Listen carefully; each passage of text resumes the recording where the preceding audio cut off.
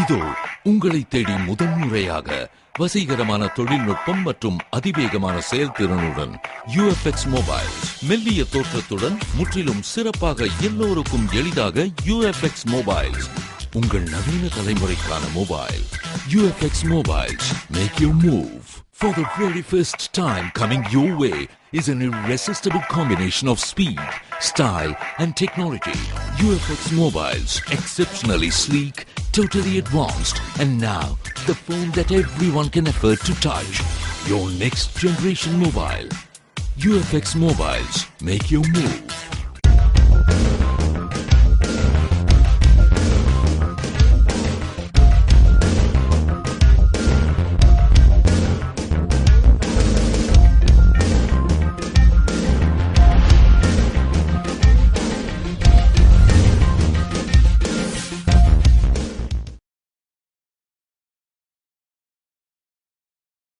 வணக்கம்.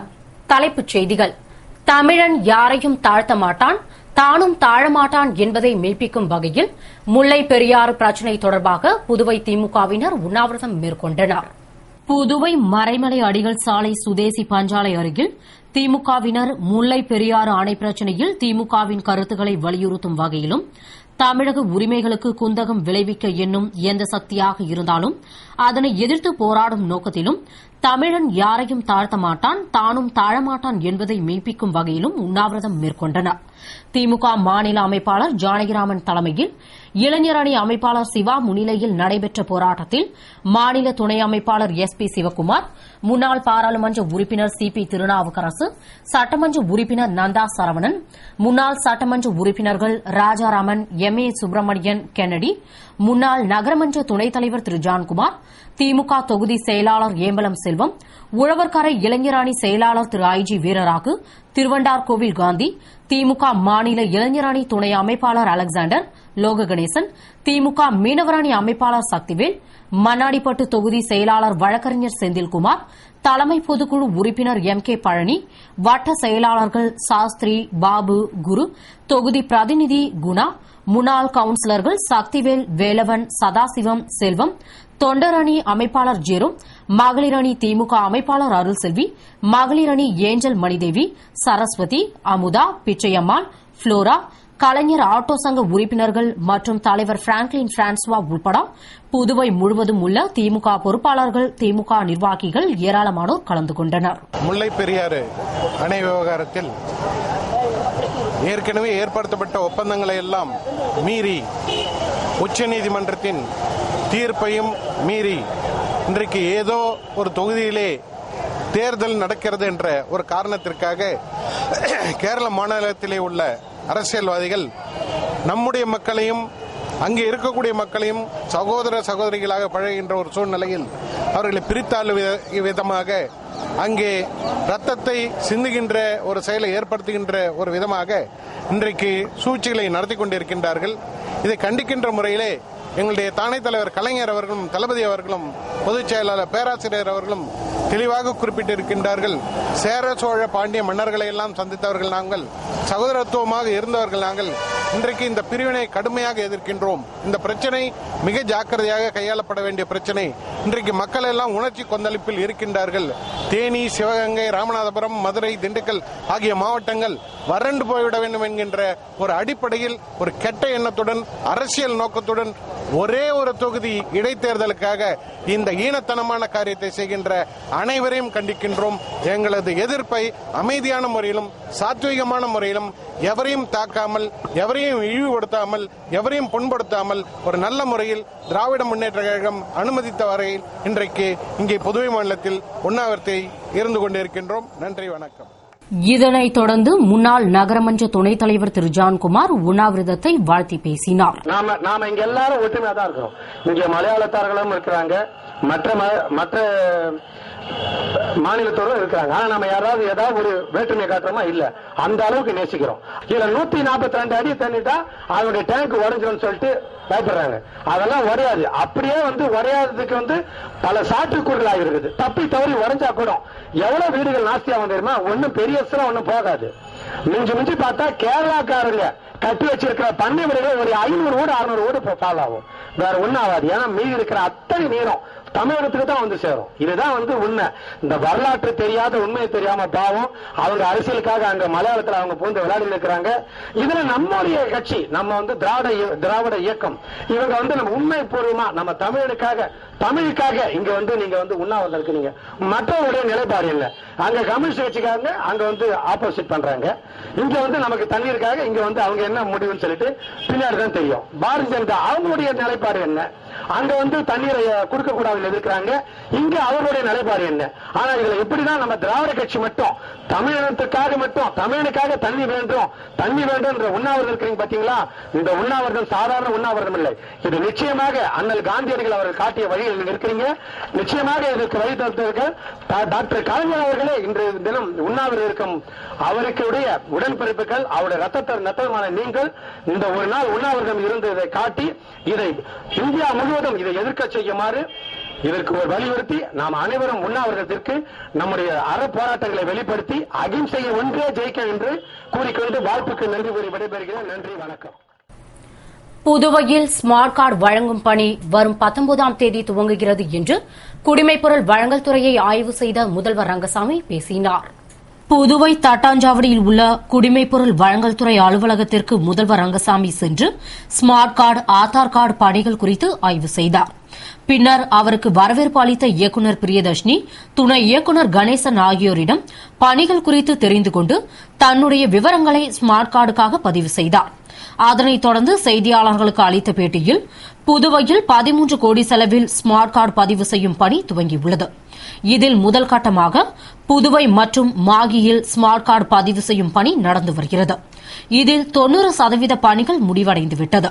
அதாவது இதுவரை 2,61,000 ரேஷன் கார்டுகளில் 2,18,000 கார்டுதாரர்கள் பதிவு செய்துள்ளனர். இன்னும் காரைக்கால் மற்றும் ஏனாமில் ஸ்மார்ட் கார்டு பதிவு செய்யும் பணி துவங்கவில்லை. அங்கும் விரைவில் துவங்கப்படும். மற்றும் வருகிற 19ஆம் தேதி முதல் ஸ்மார்ட் கார்டு வழங்கும் பணி துவங்குகிறது. அதனை சண்முகாபுரம் ரேஷன் கடையில் நான் துவக்கி வைக்கிறேன். இதனையடுத்து மாநிலம் முழுவதும் ஸ்மார்ட் கார்டு வழங்கப்படும் என்று கூறினார். குடிமைப்பொருள் வழங்கும் மற்றும் ஒரு விவகாரத்துறை வழங்க இருக்கின்ற ஸ்மார்ட் கார்டு நுண்ணறிவு குடும்ப உணவு பங்கீட்டு அட்டை பணிகள் சம்பந்தமாக ஆய்வு செய்யப்பட்டது. வருகிற 19/12/2011 ஆண்டு இந்த நுண்ணறிவு குடும்ப உணவு பங்கீட்டு அட்டை வழங்குகின்ற பணி தொடங்க இருக்கின்றது. இதுவரை புதுச்சேரி மற்றும் மாஹே பகுதியில் 90% ஸ்மார்ட் கார்டு, நுண்ணறிவு குடும்ப உணவு பங்கீட்டு அட்டை பணி முடிந்திருக்கின்றது. காரைக்கால் ஏனாம் பகுதியில் அந்த பணியை விரைவில் தொடங்க இருக்கின்றோம். முழுவதுமான பணி வர இருக்கின்ற மார்ச் மாதத்தில் முடிவடையும்.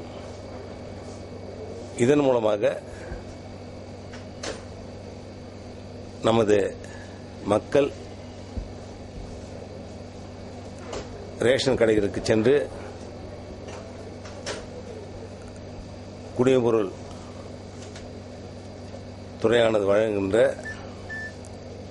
உணவுப் பொருட்களை சரியாக பெற்றுக்கொள்ள முடியும். இதன் மூலமாக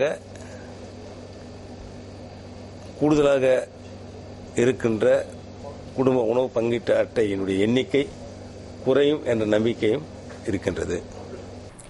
வேலைவாய்ப்பினை பெருக்க 5ஆம் வகுப்பு தேர்ச்சி பெற்றாலே போதும் என்ற தகுதி அடிப்படையில் நிர்ணயிக்கப்பட்டு குறுகிய கால பயிற்சி வழங்கப்பட உள்ளது என்று வேலைவாய்ப்பு மற்றும் பயிற்சி இயக்குநர் மலர்கண்ணன் தெரிவித்துள்ளார். இது தொடர்பாக வேலைவாய்ப்பு மற்றும் பயிற்சி இயக்குநர் மலர்கண்ணன் கூறுகையில், வேலை வாய்ப்புகளை பெருக்கவும் தொழிற்சாலைகளில் முறைசாரா பகுதி பிரிவுகளில் வேலை செய்து கொண்டிருக்கும் அனுபவம் இருந்தும் சான்றிதழ் இல்லாதவர்கள் பயனடையவும் இந்திய அரசு தொழிலாளர் அமைச்சகம் திறன் வளர்ப்பு முயற்சிகள் என்னும் புதிய திட்டத்தை துவக்கியுள்ளது.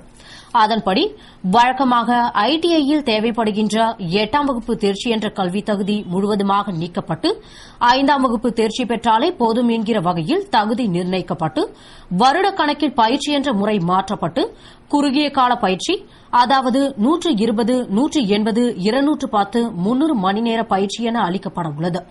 இதில் சேர விரும்புவர்கள் பயிற்சி கட்டணமாக 500 ரூபாயினை செலுத்தி வாய்ப்பினை பயன்படுத்திக் கொண்டு பயிற்சி பெறலாம் என்றும், தேர்வில் வெற்றி பெறும் பயிற்சியாளர்களுக்கு பயிற்சி கட்டணம் மற்றும் தேர்வு கட்டணம் திருப்பி அளிக்கப்படும் மற்றும் பணிபுரிவோரின் வசதிக்கேற்ப மாலை நேர பயிற்சி வகுப்புகளும் வார இறுதி விடுமுறை நாட்களிலும் பயிற்சி அளிக்கப்படுகிறது என்று கூறினார். முல்லை பெரியாறு அணை விவகாரத்தில் புதுவை சட்டமன்றத்தை கூட்டி தீர்மானம் நிறைவேற்ற வேண்டும் என்று உண்ணாவிரத போராட்டத்தில் புதுவை திமுக இளைஞரணி அமைப்பாளர் திரு சிவா பேசினார்.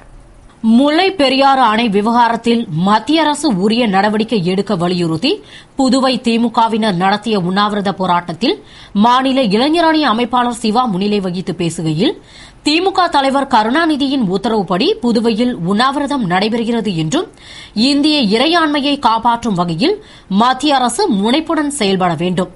தமிழகத்தின் ஜீவாதார பிரச்சினையான குடிநீர் பிரச்சினையை கேரள அரசு அரசியலாக்குகிறது என்றும், இறுதி தீர்ப்பு வழங்கும் அதிகாரம் படைத்த உச்சநீதிமன்ற உத்தரவை அமல்படுத்த மத்திய அரசு உரிய நடவடிக்கை எடுக்க வேண்டும் என்ற அவர், மேலும் தமிழகத்தில் போராட்டம் அறிவித்தவுடன் தமிழக அரசு சட்டமன்றத்தை கூட்டியுள்ளது. புதுவையிலும் தமிழர்கள் வாழ்கின்றனர். சில்லறை வர்த்தகத்தில் அந்நிய முதலீட்டிற்கு கருத்து தெரிவிக்காத புதுவை அரசு முல்லை பெரியாறு அணை விவகாரத்தில் அரசு மௌனம் காக்கிறது. எனவே தமிழர்களின் நலன் கருதி புதுவை சட்டமன்ற சிறப்பு கூட்டத்தை கூட்டி தீர்மானம் நிறைவேற்ற வேண்டும் என்று கூறினார். நிறைவில் உண்ணாவிரதத்தில் கலந்து கொண்ட அனைவருக்கும் பழச்சாறு வழங்கி உண்ணாவிரதத்தை முடித்து வைத்தார். தமிழகம் மற்றும் புதுச்சேரி முழுக்க தலைவர் கலைஞர் அவர்களின் ஆணைப்படி, நம்முடைய தளபதி அவர்களுடைய எண்ணப்படி இந்த மாபெரும் உண்ணாவிரத போராட்டத்தை நடத்தி கொண்டிருக்கின்றோம். நம்முடைய உரிமையை நிலைநாட்ட கேரளத்தினுடைய உயர்நீதிமன்றமும் உச்சநீதிமன்றமும் ஒரு நீதி வழங்கியும் அந்த நீதியை ஏற்காத இந்திய இறையாண்மைக்கு குந்தகம் விளைவிக்கக்கூடிய வகையில் எல்லா நீதிமன்றங்களுக்கும் உச்சநீதிமன்றமாக இருக்கின்ற அந்த உச்சநீதிமன்ற தீர்ப்பையே மதிக்காமல் ஒரு மாநில அரசாங்கம், கேரள மாநில அரசாங்கம் அந்த சட்டமன்றத்தில் ஒரு தீர்மானத்தை ஏற்றி நீதிமன்ற தீர்ப்புக்கு எதிராக செல்லுமையானால் அது நம் நாட்டினுடைய இறையாண்மைக்கு பெரிய குந்தகமாக விளையும். இதை மத்திய அரசு, முக்கியமாக மத்தியிலே ஆட்சி செய்து கொண்டிருக்கின்ற காங்கிரஸ் ஆனது உணர்ந்து இதற்கு உடனடியாக மத்திய போலீஸ் படையை அங்கு அனுப்பி அமைதி நிலவுவதற்கும் உச்சநீதிமன்ற தீர்ப்பை நிலைநாட்டுவதற்கும் உறுதி இருக்க வேண்டும். இது மக்களிடையே இருக்கின்ற உணர்வுகளை வேறுபடுத்தி மிகப்பெரிய ஒரு பிரச்சனை ஏற்படுத்திவிடும். இதை ஒரு அமைதியான முறையில் முதல் கட்டமாக தலைவர் அவர்கள் இந்த உண்ணாவிரத்தை நீங்கள் தொடங்குகிறார்கள். தமிழகம் முழுவதும் எழுச்சியோடு தமிழர்களின் உணர்வோடு இந்த உண்ணாவிரதம் நடந்து கொண்டிருக்கின்றது.